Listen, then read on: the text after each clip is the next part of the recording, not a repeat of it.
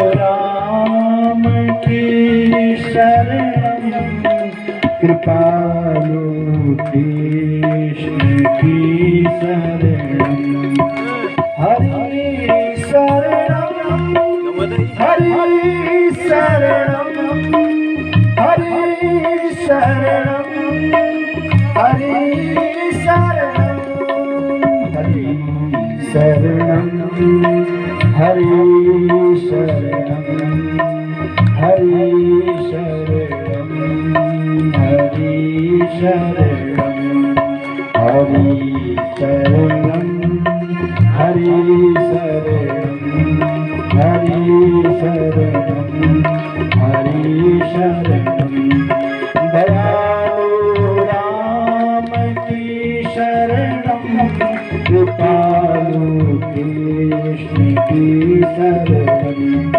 दयालु राम की शरणम कृपालु कृष्ण की शरणम हरि शरणम हरि शरणम हरि शरणम हरि शरणम हरि शरणम हरि शरणम हरि शरणम हरि शरणम हरि शरणम हरि शरणम हरि शरणम हरि शरणम।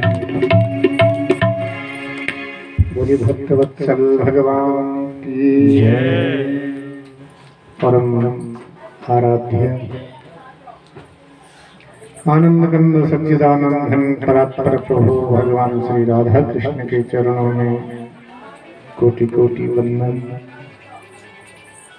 परम आराध्या पराम्बा माँ भगवती जगत जननी के चरणों में कोटि कोटि नमन।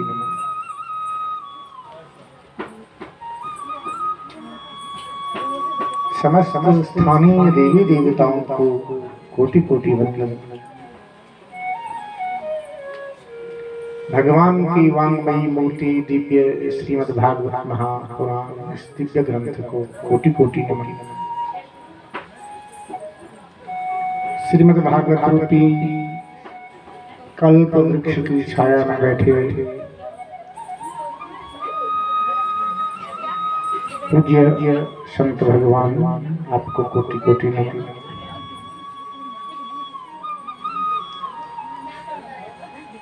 और महाराज राजेश्वरी मंदिर से पधारे साक्षात भगवती के ही प्रतिनिधित्व रूप में हमारे पूज्य गैरोला जी, बड़ी कृपा माँ की, आपको कोटि कोटि नमन नमन। मेरे पूज्य विद्वत वृंद, आपकी कुल पंडित श्री विनय थपलियाल जी, पूज्य आचार्य श्री जटाधर नौटियाल जी, वयोवृद्ध ज्ञान वृद्ध पूज्य श्री ब्रजमोहन भट्ट जी, श्री पंथ जी, श्री थपलियाल जी, हमारे संगीतज्ञ विद्वत आचार्य श्री मानव प्रसाद सेमवाल जी, श्री नवनीत जोशी जी, आप सभी विद्वानों को कोटि कोटि नमन।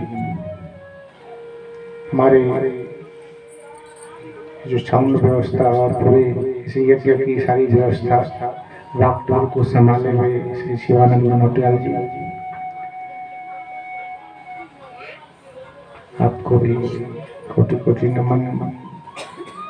यजमान परिवार भक्ति स्वरूपा माती शक्तियों भगवत चरणानुरागी प्रेमी सज्जनों, आपके हृदय में विराजमान प्रभु के प्रति जो अपार श्रद्धा है, अटूट विश्वास है, यहाँ पर मचकंडी से पधारे हुए श्री नरवर सिंह चौहान जी, आप भी सर्वभूतनाथ के बड़े उपासक हैं। तो आप सबके हृदय में विराजमान भगवान के प्रति जो अटल विश्वास है, अटूट श्रद्धा है, उसको कोटि कोटि नमन। भगवान की असीम अनुकंपा से और हमारे अनेक जन्मों के पुण्य प्रताप से हम सभी इस कली काल में उत्तराखंड की पावन भूमि अनेक देवी देवताओं के सानिध्य में महाराज राजेश्वरी के क्षेत्र में माँ के चरणों में बैठ करके आप लोग देव दुर्लभ पतित पावनी दिव्य कथा का श्रवण कर रहे हैं श्रीमद् भागवत के माध्यम से। सौभाग्यशाली हैं आप लोग जो इस कलिकाल में ऐसा सुअवसर प्राप्त हुआ है। कलिकाल तो है ही, पर ऐसी महामारी में जहाँ घर से बाहर निकलना भी, घर से बाहर नहीं निकल सकते और इतना विशाल आयोजन हो रहा है। कृपा नहीं तो क्या है। याद रखना, बार बार यही आपको सुना रहा हूं,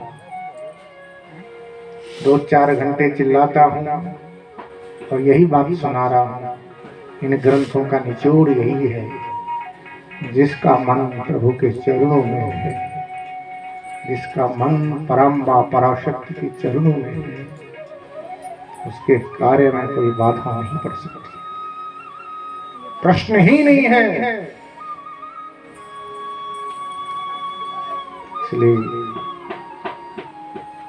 अटूट विश्वास, अपार श्रद्धा होनी चाहिए।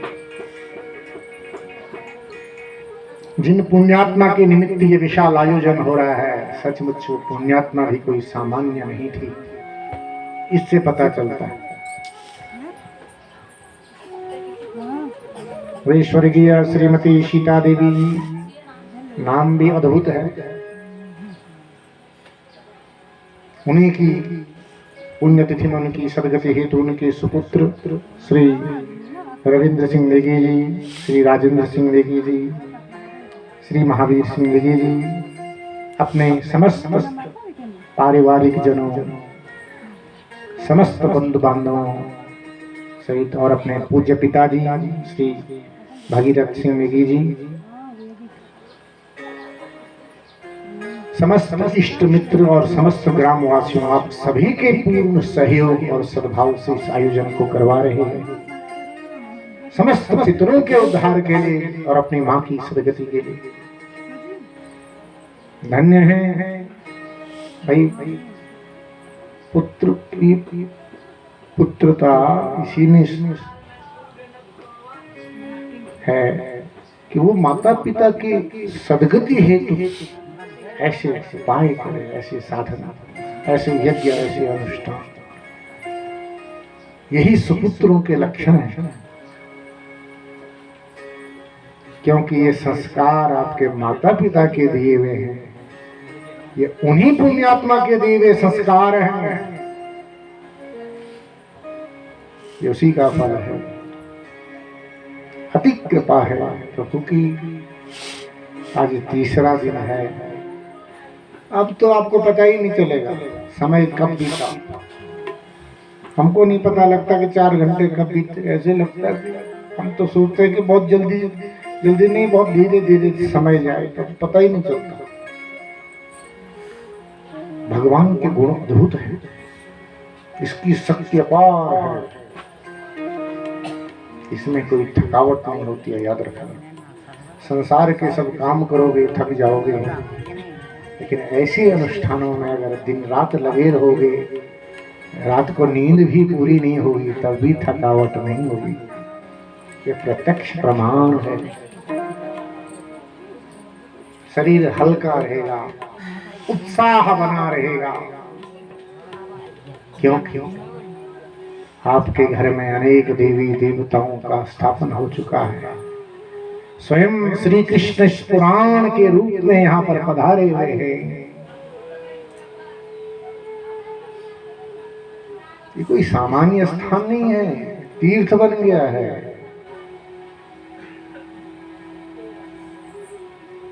कल के प्रसंग में आप लोग श्रवण कर रहे थे, माँ गंगा के तट पर अवधूत शिरोमणि परम वीतरागी आत्माराम पूर्ण काम भगवान श्री सुखदेव जी स्वयं चल करके राजा परीक्षित के पास आए हैं। कोई सामान्य व्यक्ति नहीं है।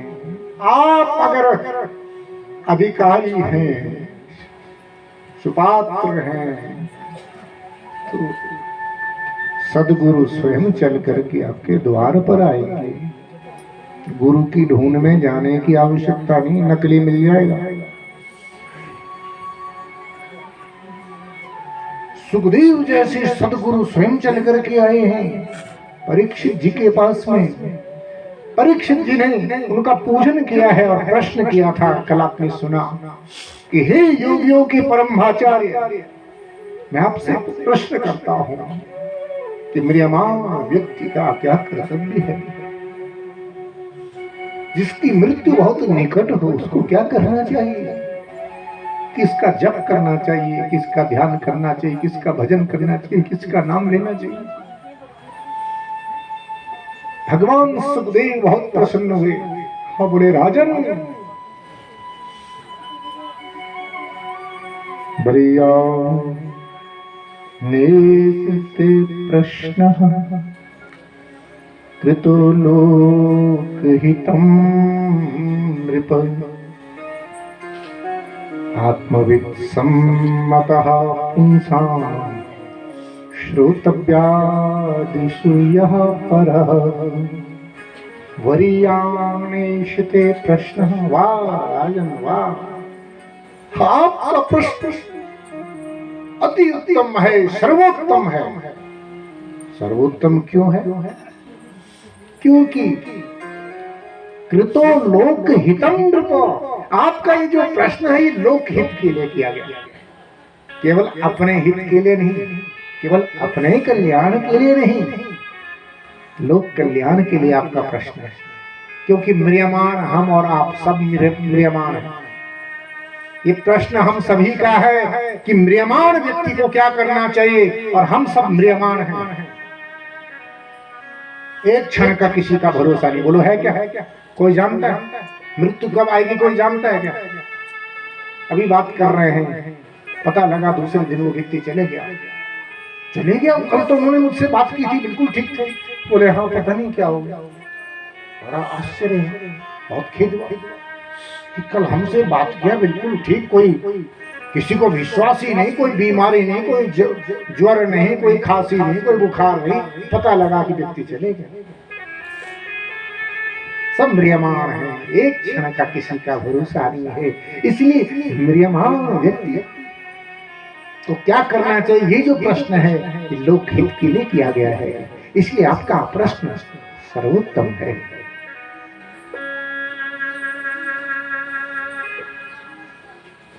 याद रखना, ये भागवत यज्ञ नहीं है, महायज्ञ है। क्यों? यज्ञ उसे बोलते हैं जो अपने और अपने परिवार के हित के उद्देश्य से किया जाए। केवल अपने लिए और अपने परिवार के लिए जो किया जाए वो यज्ञ है। जो सबके लिए, सबके कल्याण के लिए किया जाए उसको महायज्ञ बोलते हैं।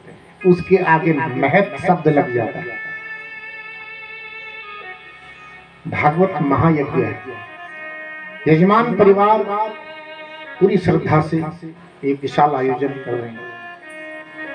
तन मन धन तीनों चीज, केवल धन हो काम नहीं चलेगा, शरीर से भी सेवा करना पड़ेगी, मन भी लगाना पड़ेगा, तब जाके इतना बड़ा यज्ञ। लेकिन इस यज्ञ में अगर कोई बाहर का व्यक्ति आकर के सुनता है ध्यान से, नियम पूर्वक, तो उसको भी उतना ही फल है जितना यजमान परिवार को। हिंग से न फिटकरी रंग चोखा गया, बाहर से आया कुछ नहीं किया, नियम पूर्वक सुना, फल सबको बराबर। फल में कोई अंतर नहीं है। हाँ इतना जरूर है कि उसका कुछ पुण्य का भाग उस यजमान को मिला। उस व्यक्ति के पितर भी तृप्त हो जाएंगे, मुक्त हो जाएंगे केवल श्रवण से। उसका तो कल्याण होगा ही, उसके पितरों का भी कल्याण हो जाएगा। इसलिए महायज्ञ है। एक सामान्य आत्मा होती है और एक महात्मा होते हैं। महात्मा उनके आगे भी महत शब्द जुड़ जाता है। सामान्य आत्मा हम और आप हैं, जो अपने और अपने परिवार के लिए जीते हैं, अपने लिए और अपने परिवार के लिए जी रहे हैं। जो समाज के लिए जीता है उसी का नाम महात्मा है। जिसका जीवन केवल अपने और अपने परिवार के लिए नहीं है, जो समाज के लिए जीता है तो महात्मा है। उसके आगे भी महत शब्द जुड़ जाता है। और आगे अभी शंकर जी के आगे सुनेंगे आप, तो शंकर जी के आगे भी महत शब्द जुड़ा हुआ है। सब देवता हैं लेकिन शंकर महादेव है। और ये महादेव शब्द कहां पर आएगा? जहां पर शंकर विष पान करेंगे वहां पर महादेव शब्द से उनको पुकारा जाएगा।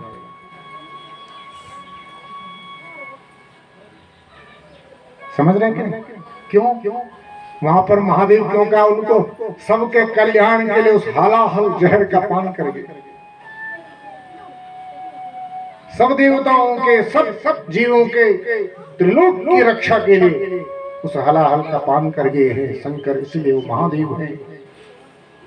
उसके आगे भी महत शब्द, उनके आगे महत शब्द जुड़ गए।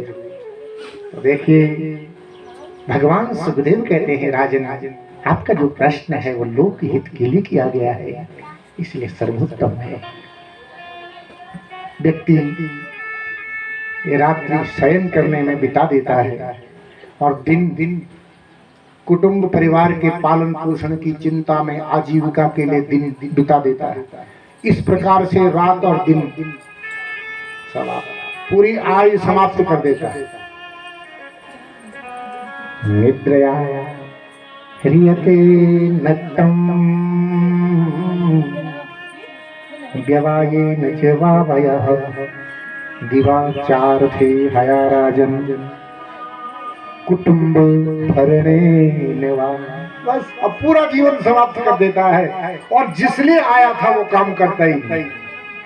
पूरी आयु ऐसे ही में बिता देता है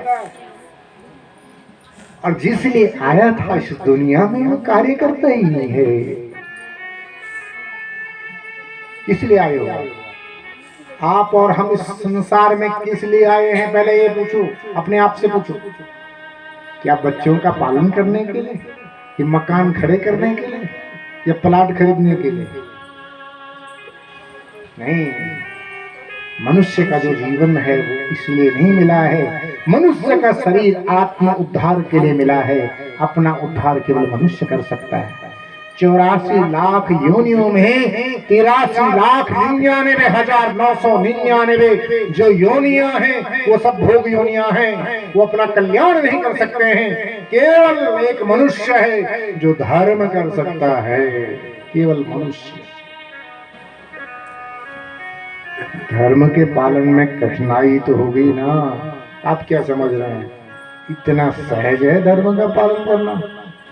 कलिकाल में धर्म का आचरण करना इतना सरल है। तलवार की धार पर चलना है धर्म का पालन करना। पुजारी जी श्री गैरोला जी माँ की सेवा कर रहे हैं तो उनसे पूछिए, धर्म का आचरण कर रहे हैं, परिवार छोड़ के बैठे हुए हैं। सुबह 3 बजे उठ जाते हैं, सर्दी हो चाहे गर्मी हो, चाहे बर्फ पड़ रही हो चाहे जो मर्जी हो, स्नान करते हैं। क्या इसमें कष्ट नहीं होता? बोलो ना। लेकिन धर्म के आचरण में कष्ट नहीं होता है, उसमें अलौकिक आनंद आता है। याद रखना, धर्म के पालन में जो अलौकिक आनंद है वो किसी में नहीं है। कोई व्यक्ति अपने कर्तव्य का पालन करता है उसमें अलौकिक आनंद है। ऋषि मुनि हिमालय पर तप करते हैं, उनसे पूछिए अलौकिक आनंद की प्राप्ति होती है। एक कर्मनिष्ठ ब्राह्मण प्रातः काल उठता है, स्नान करता है, अपना संध्या वंदन करता है, उसे पूछिए उसको कितना आनंद आता है। अलौकिक आनंद है। दिखने को लगता है कि कष्टमय जीवन, उसमें अलौकिक आनंद है। आनंद न होता तो क्या किसी ने बांध नहीं रखा गैरोला जी को, कैसे करो जी?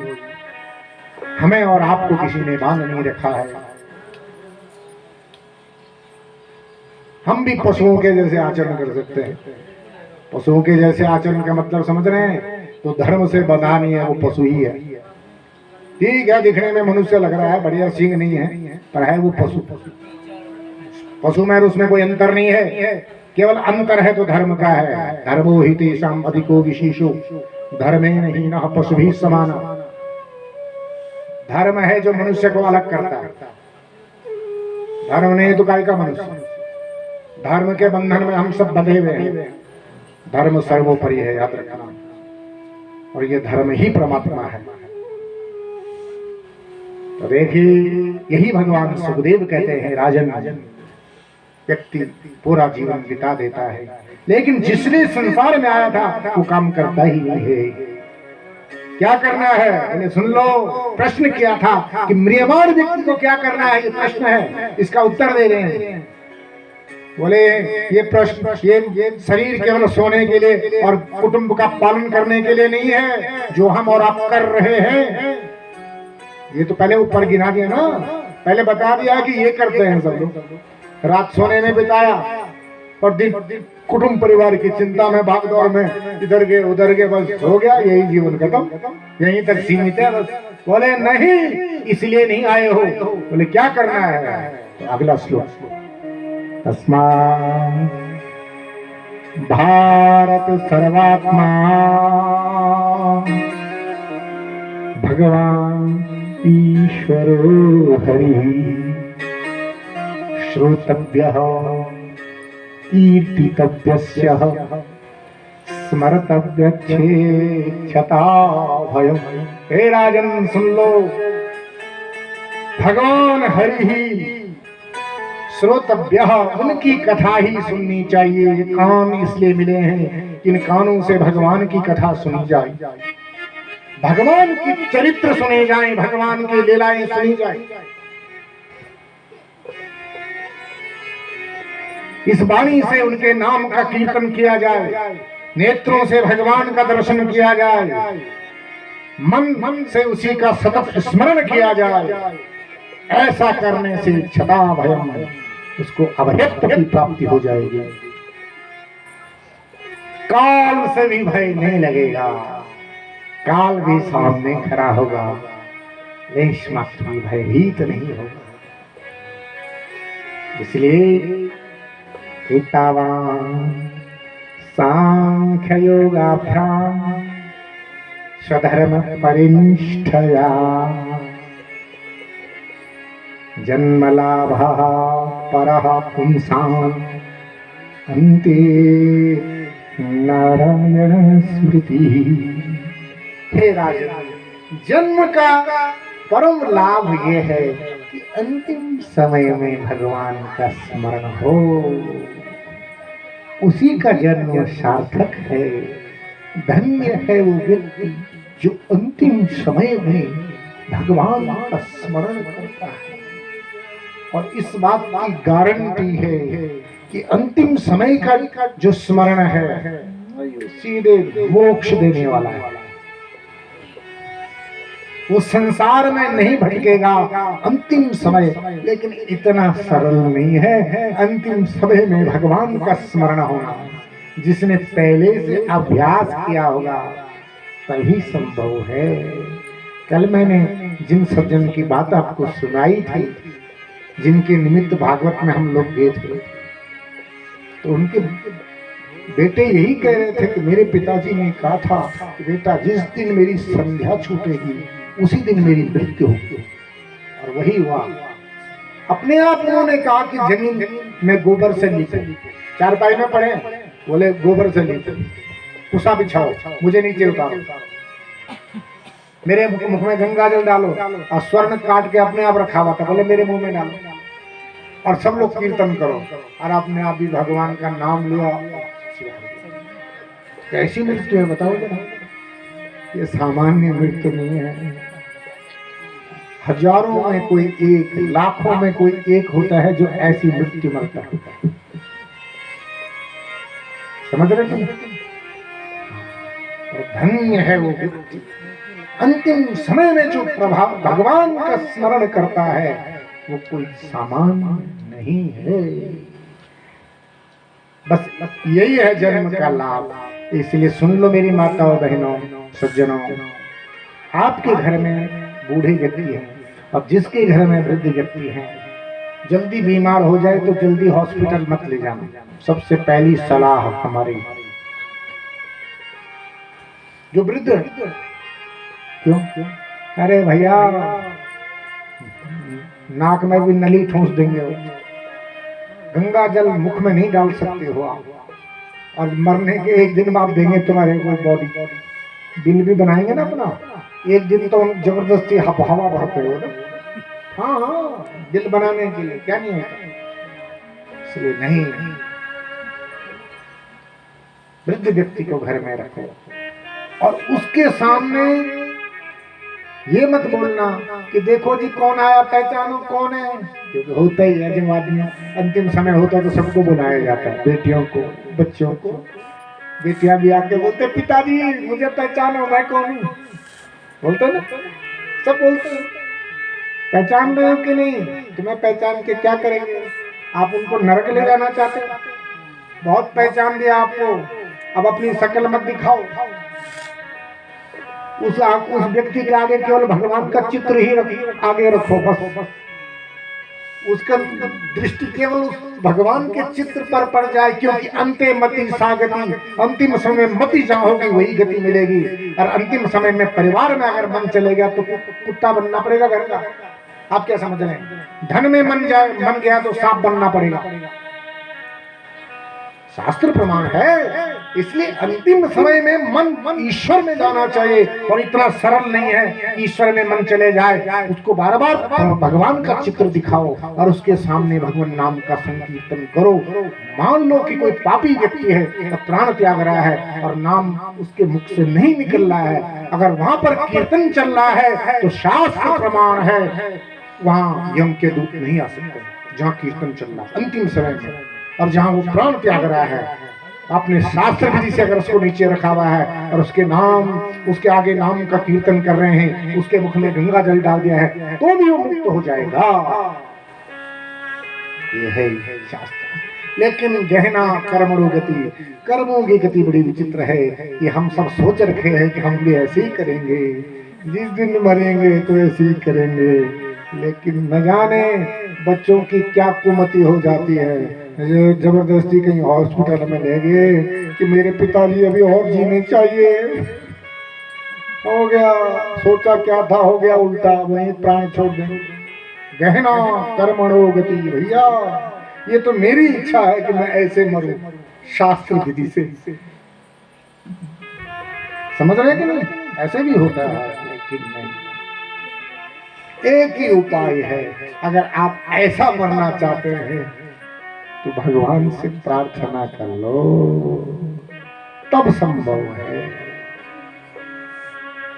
देहांत काले तुम सामने हो, बंसी बजाती मन को लुभाती। देहांत काले तुम सामने हो, बंसी बजाते मन को लुभाते। गाता यही मैं सन्नाथ प्यारो, गोविंद दामोदर दासी। गाता यही नाथ तन प्यारो, गोविंद दामोदर माधव। ये प्रार्थना करेंगे तो वो जरूर सुनेगा। जिस दिन आप प्राण छोड़ेंगे तुम्हारे सामने खड़ा रहेगा, उसका दर्शन आपको होगा, आपका गुरु मरण नहीं होने देगा, वो गारंटी है। कृष्ण गोविंद हरे मुरारे, हे नाथ नारायण वासुदेवा। श्री कृष्ण गोविंद हरे मुरारे, हे नाथ नारायण वासुदेवा। नारायण वासुदेवा, हे नाथ नारायण वासुदेवा, हे नाथ नारायण वासुदेवा, हे नाथ नारायण वासुदेवा। श्री कृष्ण गोविंद हरे मुरारे, हे नाथ नारायण वासुदेवा। बोली भक्तवत्सल भगवान की जय। ऐसी प्रार्थना करोगे तो जरूर सुनेगा। भगवान भक्त की प्रार्थना सुनता है। कल सुना नहीं था हमने, भीष्म जी के प्रसंग में आ गए थे ना, अंतिम समय में भगवान आए थे कि नहीं, उनके सामने खड़े थे कि नहीं, जब वो प्राण छोड़ रहे थे। भगवान भाई अपना वायदा नहीं भूलते ना, वो निभाना जानते हैं। हम और आप भूल जाते हैं। भगवान से ऐसी प्रार्थना तो भूलेगा नहीं। तो भगवान सुखदेव कहते हैं, हे राजन, आपके पास तो बहुत समय है, 7 दिन है। खटवांग राजा ने तो 2 घड़ी में अपना उद्धार कर दिया। चिंता मत करो। म्रियमाण व्यक्ति को क्या करना चाहिए?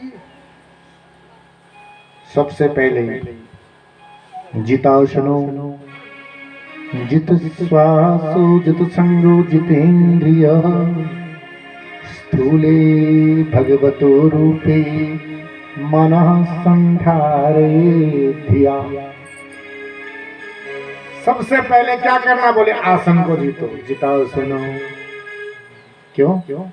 आसन नहीं जीतोगे तो शरीर पर ध्यान चले जाएगा, नहीं, कभी ऊपर कभी नीचे। इसलिए आसन जीतना आवश्यक। कम से कम 3.5 घंटे एक आसन पर बैठना, ऐसा अभ्यास करना चाहिए। जित श्वासो, प्राणायाम के द्वारा श्वास पर विजय प्राप्त करें। फिर जित संगो, आसक्ति को जीतो। और जितेंद्रिय, अपने इंद्रियों को वश में रखो। फिर क्या करना? बोले स्थूले भगवतो रूपे, विराट पुरुष भगवान। कैसे विराट पुरुष? 7 लोग जिसके नाभि से नीचे हैं और 7 लोग ऊपर। 14 भुवन उस विराट पुरुष में है। सब ये मृत्यु लोग भी उसी में। ये जितने भी नदियां हैं ये भगवान की नाड़ियां, जितने पेड़ पौधे भगवान की रोमावली हैं, जितने पर्वत हैं ये हड्डियां हैं भगवान। हम और आप सब उसमें, क्योंकि मरते समय व्यक्ति के सामने संसार होता है। जब तक इस जगत में ईश्वर को नहीं देखोगे तब कल्याण नहीं होगा। वासुदेवः सर्वम, सब कुछ वासुदेव है, उसके इतर कुछ है ही नहीं। सर्वम शब्द कह दिया है, सर्वम से 3 लिंग आ जाते हैं। सर्वः वासुदेवः, सर्वा वासुदेवः, सर्वम वासुदेव। सब कुछ वासुदेव। सर्वः भी, सर्वा भी और सर्वम भी, मतलब पुल्लिंग, स्त्रीलिंग, नपुंसकलिंग, जो कुछ भी जगत में नजर आ रहा है सब कुछ वासुदेव, उसके इतर कुछ नहीं है। ये भाव दृढ़ हो तो पतन नहीं होगा। ये मतलब भाई आज तो मेरे को जल्दी मैं सोच के बैठा था कि आज मैं इसी में नहीं अटकूंगा ना, आज बहुत लंबा प्रसंग चलाना है। तो कल हम बहुत ज्यादा अटक गए थे। ये ऐसे प्रसंग हैं, एक ही जगह भी मैं यहीं अटक गया तो यहीं रह जाऊंगा, आगे नहीं बढ़ पाऊंगा तो बड़ा मुश्किल है। इसलिए ध्यान ऐसे भी रहता है कि आगे बढ़ना। यद्यपि भागवत का हर प्रसंग अद्भुत है, लेकिन एक उस ढंग से भी चलना ही पड़ेगा ना बाबू। कथाएं भी संक्षेप में, यद्यपि संक्षेप में सुनाने में आनंद नहीं आता, मुझे नहीं आता, खुद नहीं आता। मैं सोचता हूँ कि विस्तार से सुनाओ भगवान के चरित्र, इनमें जो रहस्य छुपे हैं उनको सुनाया जाए। फिर भी कोशिश ऐसी होती है कि 3 बजे 1 बजे से है तो मैं 5-10 मिनट पहले ही आ गया और ठीक 1 बजे से शुरू कर दूं, ऐसे भाव था।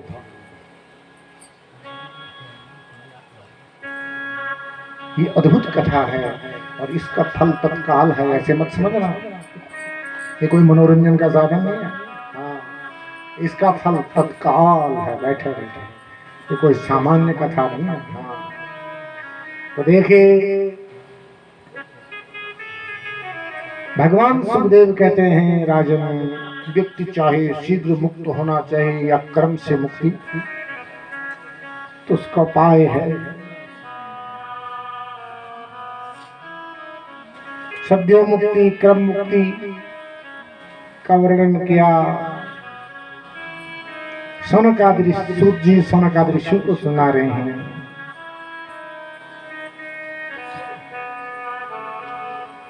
सौनकादि ऋषि ने कहा, प्रभु, सूत जी से कहा कि देखो ना, आप उस दयालु के अद्भुत चरित्र हमें सुनाइए, क्योंकि स्वविद्वराहो खरे संस्तुतः पुरुषः पशुः नयत कर्णपथो पीतो जातु नाम गदाग्रजा। जिसने इन कानों से भगवान की कथा नहीं सुनी, उसका जीवन तो बेकार है। उसके 4 प्रशंसक हैं। पहला प्रशंसक स्व माने कुत्ता, स्वविद वराहोष्ट खरे। स्व माने पहला प्रशंसक कुत्ता है। जो लोग इस संसार में आकर के और केवल लड़ते झगड़ते रहते हैं, कुत्ता बोलता है तो हमारा साथी है। कुत्तों में कितना ही प्रेम हो, लेकिन बीच में रोटी डाल दो, देखो दोनों में कैसी लड़ाई होती है। पहले खाएंगे नहीं, दोनों खूब लड़ेंगे। तो जो लोग बात बात पर लड़ाई लड़ते हैं, झगड़ रहे हैं, वो मर करके कुत्ता बनते हैं। कुत्ता उनका प्रशंसक है, तो हमारा साथी है। दूसरा प्रशंसक है विडवराह। विडवराह बोलते हैं ग्राम में सूकर, गांवों में, गलियों में, नगरों में घूमने वाला वो सुअर जो गंदगी खाता है। किसका प्रशंसक है? जो व्यक्ति कोई विचार नहीं करता है कि मैं न्याय का खा रहा हूं कि अन्याय का खा रहा हूं, जो मिल जाए, जैसे मिल जाए हड़प हड़प, तो सुअर बोलता है तो हमारा ही साथी है। हम मेरे इसमें अंतर क्या है भाई? हम तो मनुष्य है ना, हमारे को भगवान ने विवेक दिया है। विचार करें कि भैया ये खाऊं कि ना खाऊं, भाई क्या खाने योग्य है, क्या नहीं है, क्या उचित है, क्या अनुचित है। ये विचार मनुष्य कर सकता है, क्योंकि उसके अंदर विवेक है। जो विवेक नहीं है जिसके अंदर, मर करके शुकर बनता है। शुकर उसका प्रशंसक है। तीसरा प्रशंसक है उष्ट, यानी ऊंट। जो व्यक्ति अभिमान में जीता है, किसी के सामने अपना सिर नहीं झुकाता है, वो मर करके ऊंट बनता है। ऊंट बोलता है तो हमारा ही साथी। और चौथा प्रशंसक है खर, गधा। किसका? जीवन भर बोझ ढोआ बेचारा ना, और जब बोझ ढोने में असमर्थ हो गया, तो एक दिन भी वो मालिक फ्री में नहीं खिलाता, सड़क में छोड़ देता। जब किसी काम का, मान लो किसी गधे की टांग टूट गई ना, फेंक देगा, सड़क में छोड़ देगा, वहीं भूख प्यास से मरेगा बेचारा। ऐसे ही हम और आप हैं, जीवन भर इस संसार में बोझा ढोते रहते हैं और अपने कल्याण के लिए कुछ नहीं करते हैं, मर करके वो गधा ही बनते हैं। एक सज्जन परिचित थे मेरे, कथा चल रही थी उस इलाके में, तो मैंने कहा भाई आप कथा में नहीं आए, क्या बात? बोलते आप क्या करें, मैंने दुकान खोल दी। मैं रिटायरमेंट के बाद दुकान खोल दी ना उन्होंने। अब समय नहीं मिलता, नहीं तो आता जरूर मैं, इच्छा तो मेरी पूरी थी। बेटा नौकरी पे, बहू नौकरी पे, खुद पेंशन मिल रही है और पत्नी भी नौकरी में, और तब भी नहीं भरने पे दुकान खोली बैठी। और कथा सुनना था समय नहीं, उन जरूर छो पर के कन अपूता में आफत के लिए दुकान खोली। दुकान खोली तो भला आदमी बंद कर दो तो पर ताऊ लगे तो जनों कथा में, पर ना इतना कोई महत्व तो देता ही नहीं इन चीजों को।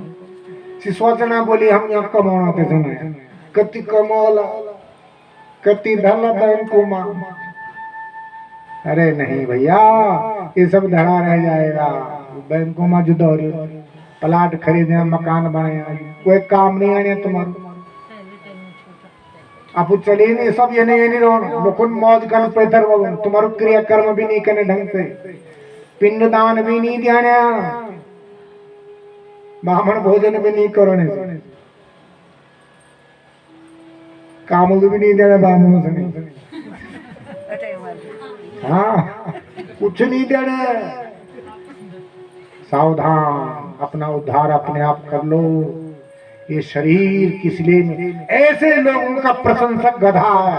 गधा बोलते हैं तो हमारा साथी है। जैसे हम बोझा ढोते रहे जीवन भर और असमर्थ हो गए हैं तो अब मालिक ने हमें छोड़ दिया। ऐसे ही वो भी जब असमर्थ हो जाते हैं बच्चे बहु पूछते नहीं उनको दुर्गति होती है दुर्मरण वो जनता। इसलिए खबरदार सावधान। जगत में ये सब देखने को मिलता है। ये कथा हमें सावधान करती है कि सावधान ये शरीर किस लिए मिला है। सोनकाद ऋषि कह रहे महाराज ये कथा ये कान इसीलिए मिले इसलिए सुनाओ उस प्रभु की कथा। सूत जी सोनकाद ऋषि को सुना रहे हैं। भगवान सुखदेव राजा परीक्षित को सुना रहे हैं। राजा परीक्षित ने कहा प्रभु भगवान ने सृष्टि कैसे की। जब सृष्टि विषय प्रश्न किया तो सुखदेव जी ने पहले भगवान का ध्यान किया। मंगलाचरण अब कर रहे हैं। क्यों? क्योंकि सृष्टि विषयक प्रश्न भगवान के ऐश्वर्य का वर्णन बिना प्रभु कृपा की करना संभव नहीं है। इसलिए उन्होंने पहले भगवान का ध्यान किया। नमः परस्मै पुरुषाय भूयसे सदुद्भवस्थान निरोध लीलया गृहीत शक्ति तृतयाय देहिनाम् अंतर्भवाया नुपलक्ष्य वर्त्मने तपस्विनो दान पराय शश्विनो मनस्विनो मंत्रविदः सुमंगला क्षेमं न विन्दन्ति विना दर्पणम् तस्मै सुभद्रस्तवसे नमो नमः। हे उत्तम कीर्ति वाले भगवान कितना बड़ा तपस्वी क्यों ना हो कितना बड़ा दानी क्यों ना हो कितना बड़ा यशस्वी मनस्वी क्यों ना हो जब तक वो अपने कर्म को भगवान को अर्पण नहीं करता तब तक उसका कल्याण नहीं। तपस्वी अपने तप को जब तक अर्पण नहीं करेगा उसका कल्याण ही वो अहंकारी बन जाएगा और उसका पतन हो जाएगा।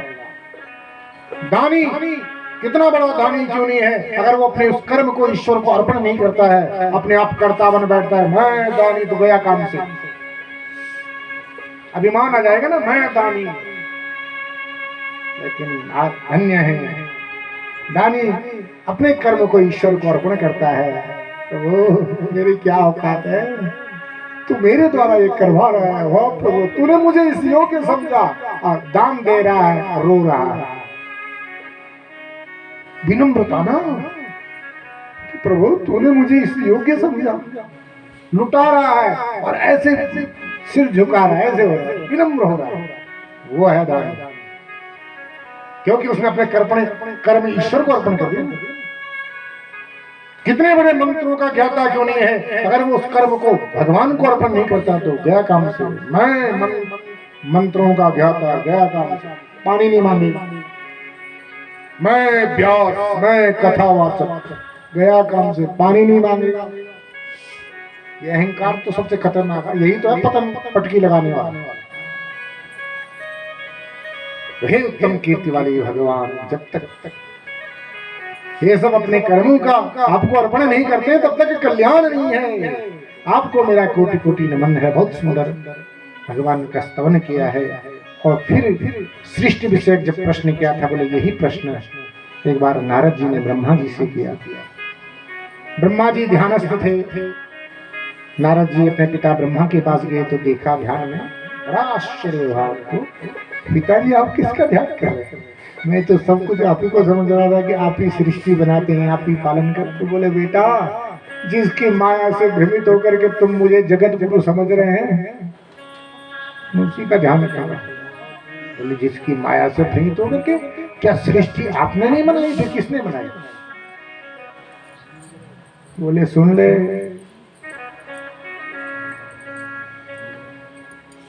एक बार भाई शेष शाही भगवान नारायण के नाभि कमल से ब्रह्मा का जन्म हुआ। ब्रह्मा जी ने देखा मैं कहां से आया हूं, क्या करना है, उनको कुछ सूझा नहीं। फिर उनको एक शब्द सुनाई दिया, तप तप तप तप। फिर ब्रह्मा जी कहते हैं मैंने कठोर तप किया, और कठोर तप किया तो परिणाम ये हुआ कि भगवान प्रसन्न हुए और भगवान ने मुझे दिव्य ज्ञान का उपदेश किया है। 4 श्लोकों में समस्त भागवत का उपदेश किया है। हमेवाशमे वाग्दे नान्यत् यत् सत्परम पश्चादहं विदितस्य यो वसिष्ठेत सूक्ष्मः। बोले भगवान ने ब्रह्मा जी से कहा, बोले संसार में केवल मैं हूं, मेरे अतिरिक्त कुछ नहीं, क्योंकि इस जगत को बनाने में भगवान अभिन्न निमित्तोपादान कारण है। निमित्त कारण भी भगवान है और उपादान कारण भी भगवान है। जैसे कुम्हार मिट्टी से घड़ा बनाता है,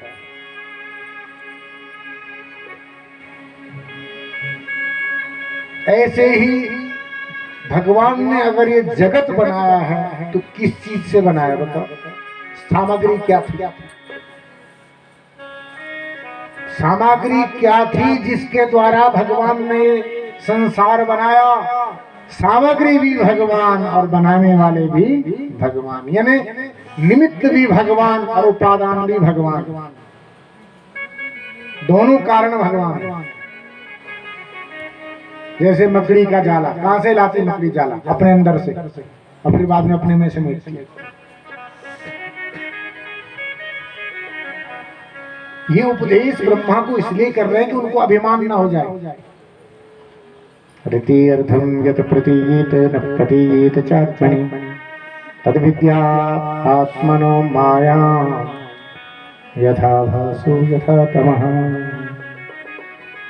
ऋति अर्थम यत प्रतीयेत, बिना वस्तु के जो प्रतीति हो रही है नहीं, प्रतीति हो रही है, वो सब माया के कारण है।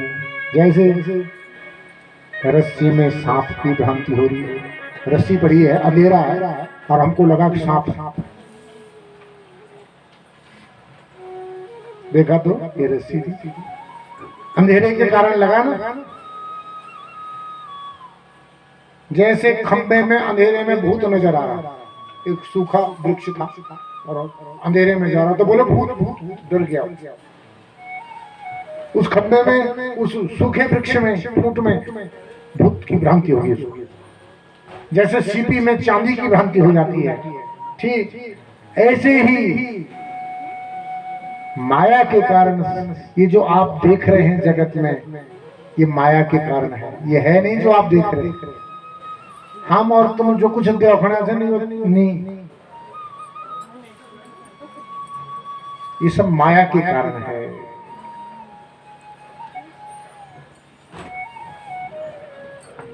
यथा महान्ति भूतानि भूतेषु चावचीषु प्रविष्टानि प्रविष्टानि तथा तेषु न तेष्वहम्। बोले ये जो संसार है इसकी सत्ता मुझ पर आश्रित है, मेरा अस्तित्व जगत के होने पर नहीं है। यानी जगत है तभी मैं हूं, ऐसे नहीं है। जगत के न होने पर भी मैं हूं। भगवान की जो सत्ता है, ये नहीं कि जगत है तो भगवान है। अरे जगत नहीं है तब भी भगवान है ना। एतावदेव जिज्ञासं तत्व जिज्ञासुनात्मनः अन्वय व्यतिरेकाभ्याम यत्स्यात् सर्वत्र सर्वदा। भगवान अन्वय व्यतिरेक संबंध से सर्वत्र है। सद वस्तुओं में भगवान का अन्वय है और असद वस्तुओं में भगवान का व्यतिरेक है, अभाव। तो ये 4 श्लोकों में समस्त भागवत इस ज्ञान के बल पर ब्रह्मा जी ने सृष्टि किया।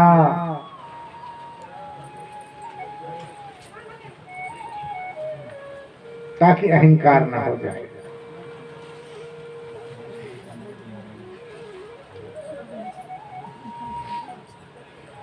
तो देखिए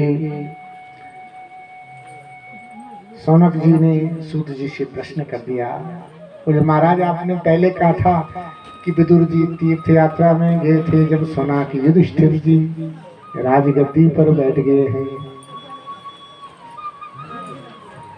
तो वो पांडवों को देखने के लिए आए हैं। मैं ये पूछना चाहता हूँ कि विदुर जी मंत्री थे तो मंत्री का पद छोड़ के तीर्थ यात्रा में क्यों गए, ये प्रश्न। तो सूत जी कहते हैं कि यही प्रश्न राजा परीक्षित ने भगवान सुखदेव से किया, और सुखदेव जी ने जो कुछ भी सुनाया वही मैं सुना रहा हूं आपको। तो ये उस समय की बात है। यही प्रश्न जब राजा परीक्षित ने भगवान सुखदेव से किया कि महाराज कुत्र क्षत्रुर भगवता मैत्रेयेण सुसंगमः कदा वा सह संवाद एतद् वर्णयन् प्रभु। ये बताओ कि विदुर जी तीर्थ यात्रा में गए और आपने सुनाया वहां उनका मिलन मैत्रेय जी से भी हुआ था। मैत्रेय जी से उनका मिलन कहाँ पर हुआ, क्यों हुआ, कैसे हुआ, और उनमें जो चर्चा हुई वो क्या हुई, इन्हें भगवान की कथा पूछी है। क्यों विदुर जी ने मंत्री का पद छोड़ा, क्योंकि मंत्री का पद पाने के लिए बहुत पापड़ बेलने पड़ते हैं। पूछो मंत्री जी से क्या क्या करना पड़ता, जो कुछ नहीं करे सो भी करी, जो घर नहीं देखे सो भी देखे।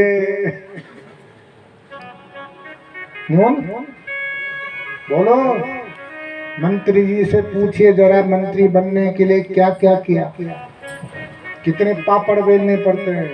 यथा सरल नहीं मंत्री बने। अरे गांव का प्रधान बनना कोई सामान्य बात नहीं। बड़ो मंत्री तो बड़ी चूचे नहीं, बहुत कुछ करना पड़ता है भाई। तो यही तो सुना रहे हैं। और एक मंत्री विदुर जी थे जो मंत्री का पद छोड़ करके तीर्थ यात्रा में निकल गए, क्यों? अब सुन लो उत्तर, बहुत सुंदर प्रश्न है। सुखदेव जी कहते हैं राजन यदा तु राजा शशुकाम असाधो पुष्णन अधर्मे विनष्ट दृष्टि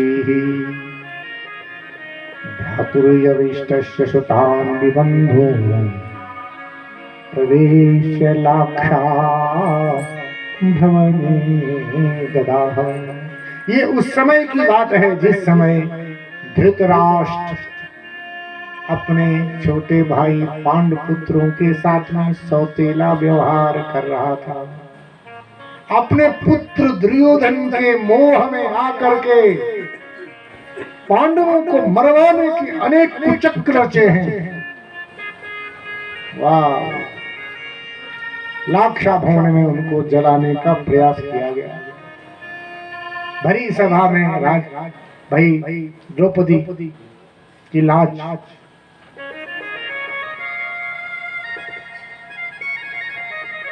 विदुर जी मंत्री के पद में थे और विदुर जी ने धृतराष्ट्र को एक सलाह दी। क्या? कि भैया मेरी बात मानो, दुर्योधन को घर से निकाल दो, इसी में हमारे पूरे कुल का हित है। क्योंकि नीति ये कहती है एक को त्यागने में अनेक का हित हो तो उस एक को त्याग देना चाहिए। जैसे शरीर के किसी एक अंग में कोई भयानक बीमारी हो जाए, बुद्धिमानी यह है कि उस अंग को कटवा दो। शरीर की रक्षा के लिए उस अंग को कटवाना ही हितकर है। बोलो है कि नहीं? अगर आप शरीर को बचाना चाहते हैं तो उस अंग को कटवा देना चाहिए।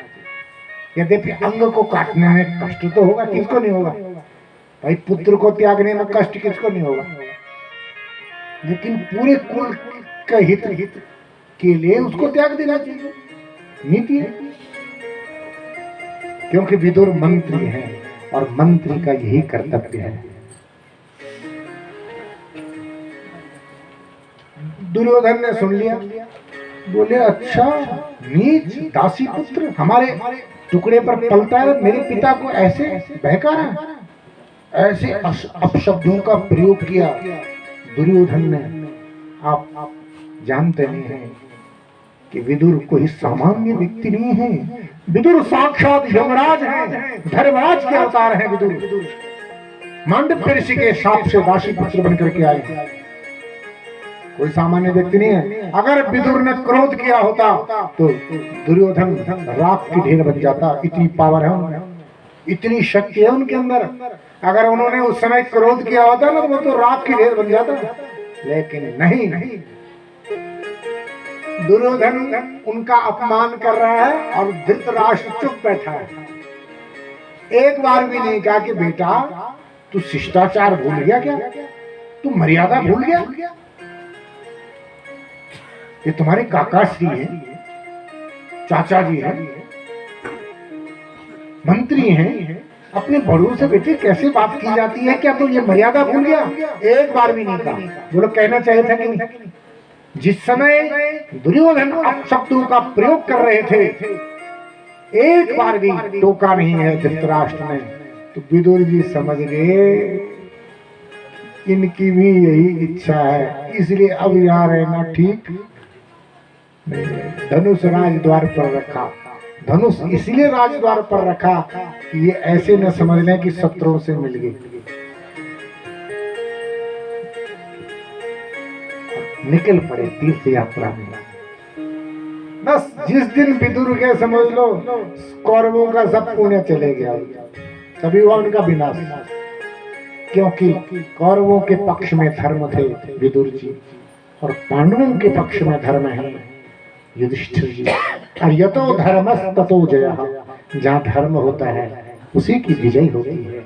लेकिन कौरवों की पराजय हुई है और पांडवों की विजय हुई है। क्यों?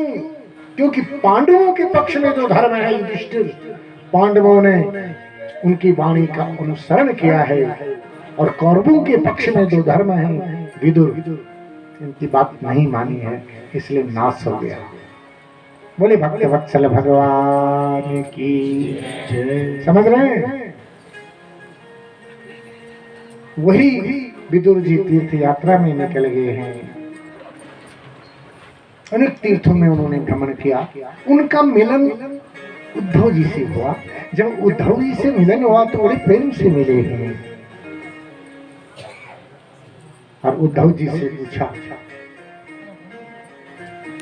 भगवान के बारे में कि मेरे दयालु प्रभु कैसे हैं, जो मेरे कुटिया में आए थे, दुर्योधन का 56 भोग छोड़ करके जिन्होंने वहां केले के छिलके खाए थे, वो मेरे प्रभु कैसे हैं?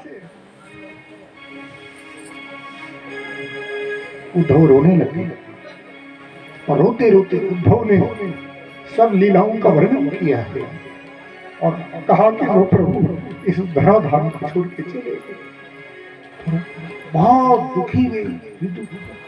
लेकिन विदुर आखिरी समय में भगवान ने हमको एक दिव्य ज्ञान दिया है, और मेरे सामने मैत्रेय जी से कहा कि ये ज्ञान मेरे विदुर को भी देना।